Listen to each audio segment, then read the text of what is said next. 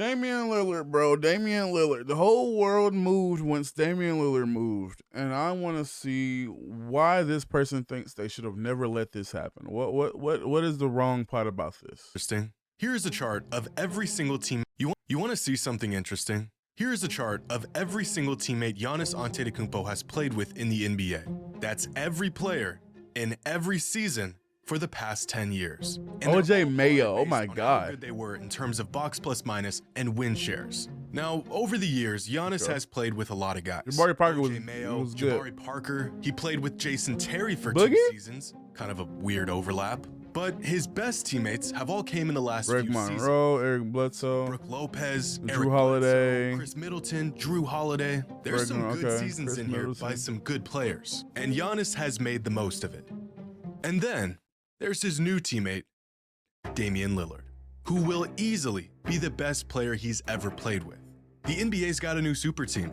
Oh no. Right now, they're the favorites to win it all. Right.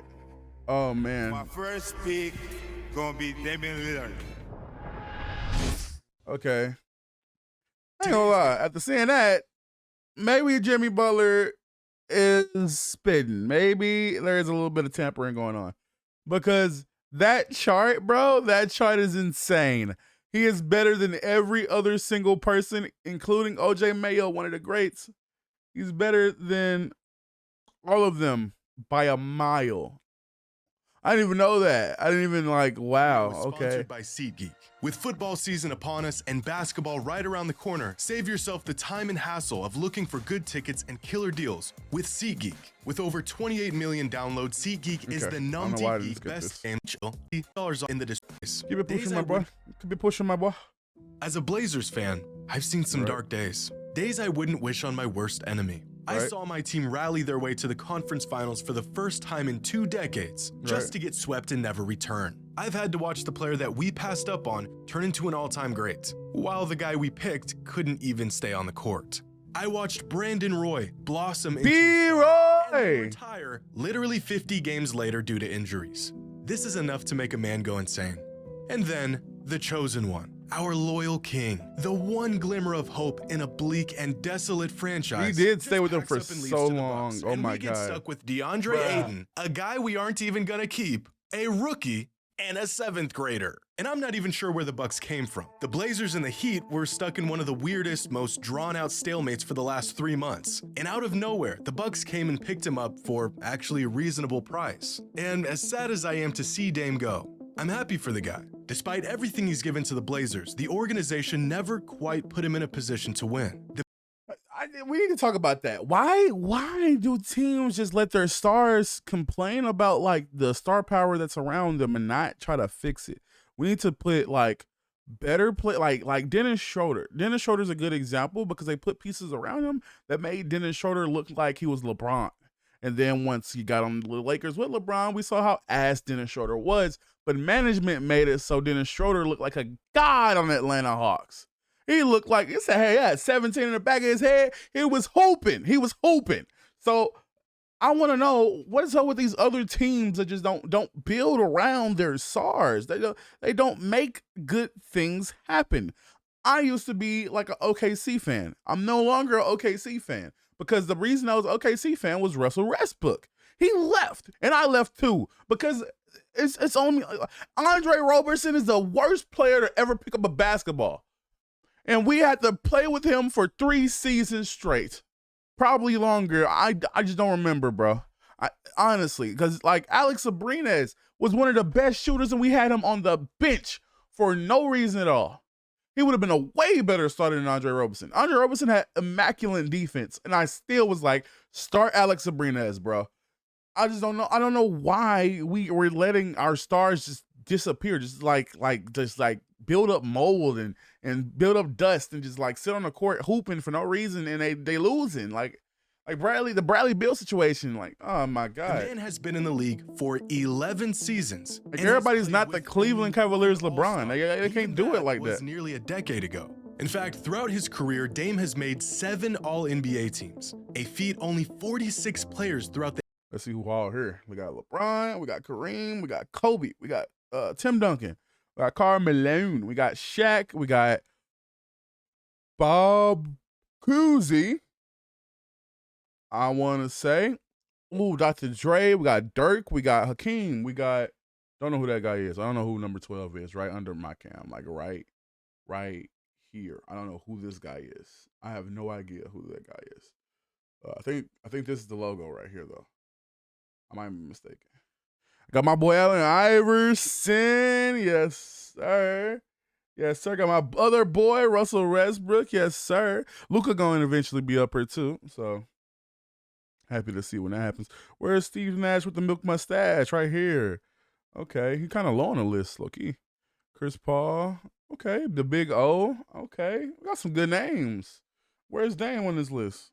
Where's Dame up here? He's 7? My bad. The history of the NBA and John is right next to him. Out of these players, only 13 of them never won a championship in the NBA. And these no, this is what I want to see. George Gervin, Allen Iverson, Russell Westbrook. Patrick Ewing never won a chip? Steve Nash never won a chip? Did not know that. John Stockton never won a chip? I knew Chris Paul never won a chip. Charles Barkley, oh my God, his fingers are naked. Karl Malone never won a chip? Oh my God, I never knew these things. I didn't know George Gervin never won a chip, but I could see why. Allen Iverson, I knew never won a chip. James Harden, I knew never won a chip. Like this. These 13 players, whether active or retired, are all regarded in the same dismissive fashion. All-time greats who never won a ring.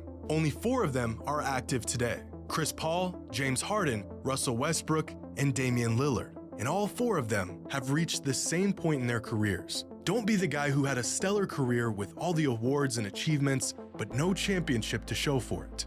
And so after 3 months of— That's why when Russell got on the Lakers, bro, I'm like, oh, this is going to be amazing. Then Anthony Davis got hurt. It's like nobody could hit a shot. And then like LeBron got injured. And then it's like everybody shat on Russell Westbrook for trying to do the same thing he did in OKC. Carry some bums. Like, it really hurt. And then even still, he was dropping 54 points, 20 assists, 20 rebounds as a point guard. And it's just like, man, what more do you want? Like, God damn. I think this is about the best case scenario, not only for Lillard, but for Giannis and the Bucks. In fact, this trade was actually foreshadowed last season. During the 2023 All-Star Draft selection over every other All-Star reserve, Giannis picked Damian Lillard with his first pick. Back in 2022, Dame was asked who he would play with if he could choose any active player. His answer was Giannis. Fast forward 18 months, and they both got their wish. So now that he's on the Bucks, and they both got a teammate that far exceeds anyone else they've ever played with, how good is this duo, actually? We've seen countless pairs of superstars get hyped up with grand expectations just to fall short and achieve essentially nothing together. But if history has shown us anything, this duo is bound to do something great. In terms of box plus minus, there have only been 6. Oh, holy shit. Woo! Oh my God. Oh my God. Look at this list. Look at the list of people who are here. I'm blocking it. Hold on. Let me move my camera. Let me move my camera so you can see what's behind me. Just fuck those stats right there. Okay. Look it up here, bro. Look. I'm so sad that they didn't do anything crazy with this. This never blossomed, and I'm sad about it, even though this was still going at that point. But look, bro, look. Oh my God. Oh my God. Oh my God. Like, man, next closest duos, and it's still them. That was when I was fighting over the MVP, the finals MVP. LeBron, the Heatles. Oh my God. Yo. And then you're gonna bring these 2 giants together. Holy yeah, it's gonna be a tough season, boy. It's gonna be a tough season. That were as good. That first game, I might just watch it. I'm not gonna lie. Out of those 6 duos, 4 of them went on to win the NBA championship that season. The only duos that didn't were Harden and CP3 in 2018, who lost to the eventual champs in the conference finals, and Durant and Westbrook, who were 1 game away from making the finals. Man. History has shown us that when 2 players of this caliber pair up, it usually results in a championship, or at worst, a game or 2 away from the finals. We're looking at potentially one of the best duos of the last— Now, Chris Middleton could be like the savior. He could be the Ray Allen of this. He could be like the glue that holds everything together and gets them that chip.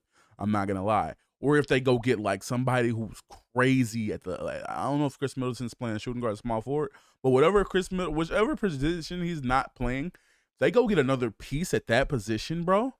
They're the favorites to win. In my opinion, they're the favorites to win. They have it. They have it because this is literally like a Shaq and Kobe type deal. We got somebody who's dominant, who controls the paint. No matter what happens, he's putting his shoulder down. Get out my way, dunking that tang. Then we got Curry Jr. over here. Like this last few decades. Last season, Dame averaged 32 points, 7 assists, and 4 rebounds a game. Those aren't just historically great numbers. It's a stat line that only Michael Jordan, Harden, and Doncic ever achieved in the history of the NBA. Even crazier, Dame did all of this on record high efficiency. And last season, Giannis put up 31 points, 11 rebounds, and 5 assists per game. A stat oh my God. Wilt Chamberlain did it nearly 60 years ago. We all know just how dominant Giannis is, but I think spending the last decade in the shadow of arguably the greatest point guard ever has made Dame one of the most underrated stars in the league. Both even I just called him Steph Curry Jr. So are coming off of historically great seasons. We haven't seen a pair like this since KD joined Steph and the Warriors back in 2017. In fact, the last time in modern NBA history 2 volume scorers of this caliber paired up was never. Over the last 50 years, there hasn't been a single duo that averaged at least 30 points per game and then played together in the following season. Not Kevin Durant and James Harden, not Curry and Durant, not LeBron and Wade, not even Kobe and Shaq. But it's not just how dominant Giannis and Dame are, it's the fact that their games perfectly complement one another. Literally. Defenses are forced to scheme against polar opposite ways. But literally. Together, a team in the league oh my God. Do I need to say it again? They're gonna come out to Dame, double team to Dame. They had to put 3 or more people on Giannis. How many people are on the court? There's 2 other people in them corners. Spot him up, daddy. Go catch that ball. Green. Oh my God, it's gonna be crazy. Oh my God, he's gonna average 50 assists. Every single attempt at creating a super oh my God in recent years involves 2 I hate that you gotta show this picture, bro. Show another picture, man. Strengths and weaknesses. Come on, as bro. good as Kyrie and Durant were, their games didn't complement one another. Kawhi and PG are great individually, but as a whole, their skill sets are far too similar to create a real dynamic offense. Right. Most of the it's crazy that he did better by himself than he did with Paul George. That's insane. Even LeBron and AD are 2 oversized forwards who tend to play away from the basket and dominate possessions 1 turn at a time. Yep. For the exact opposite reason, this is why I think the duo of Jamal Murray and Nikola Jokic works so well. 2 completely different but compatible play styles. Aside from Murray, who isn't quite a superstar, and Jokic, the last time we saw a duo that was made up of 2 megastars with complementary skills and positions was 2 decades Jamal Murray ago really slept on him. Shaq and yeah, Kobe. Shaq and Kobe, bro. Oh my God. And to be traded wasn't some breach of loyalty. It was an attempt to regain control of his career and earn a real chance. He need a ring, bro. Others before him. He need a ring. He gonna do whatever he can to get to that bag. And paid the price because of it. Guys like Reggie Miller, Dominique Wilkins, Patrick Ewing, generational talents whose careers get lost in the shuffle because they never climbed to the top of the mountain. They never overcame the final obstacle and won an NBA championship. It's almost like all the all-star selections and big performances and playoff wins become an afterthought or some sort of relegated achievement because the ultimate goal was never achieved. Is it better to stay with one organization with hopes that things will eventually work out despite That's what I'm saying. Like, some organizations are better than others, bro. Some organizations are better than others. Cleveland Cavaliers suck at managing their talent. They suck. Honestly, they suck. When they had LeBron, they suck. They suck. They absolutely suck. But LeBron is just so good that he managed to like get out of the mud with that ass of a team. Except when he had Kyrie and Kevin Love. After that year, things never quite working out, or after years. But everybody thinks they're LeBron, bro. All these teams want their LeBron moment. Put yourself in a position. We only have one star and we beat everybody. The answer lies with the players who did put themselves first. In the mid-2000s, Kevin Garnett's incredible talents were being flushed down the drain in Minnesota. Oh my God, those Celtics. Oh my God. The Celtics, bro. Oh my. If Kevin Durant never left OKC, we may not know him as a 2-time champion and Finals MVP. I call fucking cap. I call fucking cap because that next year Russell Westbrook went on a fucking tear with some bums. We would have went at least to the finals. We would have went at least to the finals. We would have went at least to the finals, bro. Bro, we have Victor Oladipo. That's about it, though.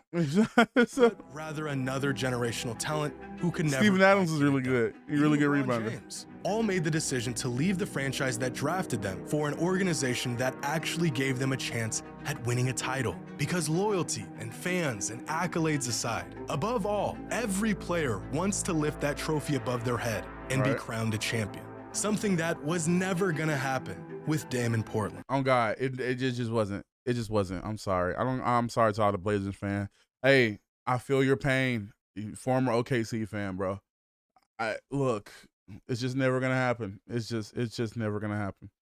The management there, bro, it's just poor management. And then you look at how they just did y'all now. They just traded away their star and then traded away to another person that could have been the next star. Yeah, GG's. It's done. It's grits. You guys aren't winning for the next like 15 years until y'all draft somebody like Bronny or something. Like, it's not happening. So what do y'all think? Is this duo truly the favorites to win this year's title? Or are we getting ahead of ourselves like I don't know about the favorites to win the title though, but they are going to be like a real match made. That's a Shaq and Kobe. That's better, probably better than Shaq and Kobe right there. Combining talents in hopes that it yields something great. Let me know your thoughts in the comments below. And as always, until next time. Yeah, it's gonna be nuts. It's gonna be nuts. Oh yeah, it's gonna be definitely nuts. Oh my God. Oh my God. Shout out to jxmyhighroller for making that amazing content with those amazing philosophies and those amazing takes. I think, like I said, it's gonna be like a Shaq and Kobe duo. We got Mr. Lillard from 50 feet back. He has to be double teamed because he's gonna score if you don't. Then we got Mr. Giannis, Greek freak in the paint. 3 people on him. You have to because he's going to score unless you do. So now we got Chris Middleton, a certified sniper, and Brook Lopez, I think, is actually still on the team. He can shoot too, and then this other guy. But pass to Chris Middleton, that's an instant bucket. Pass to Brook Lopez if Chris Middleton somehow got a man on him. Bucket. The other guy, have him do something. I don't know. But man, hey, bro, it's scary. It's scary. It's gonna be scary. It's terrifying. Honestly, it's terrifying.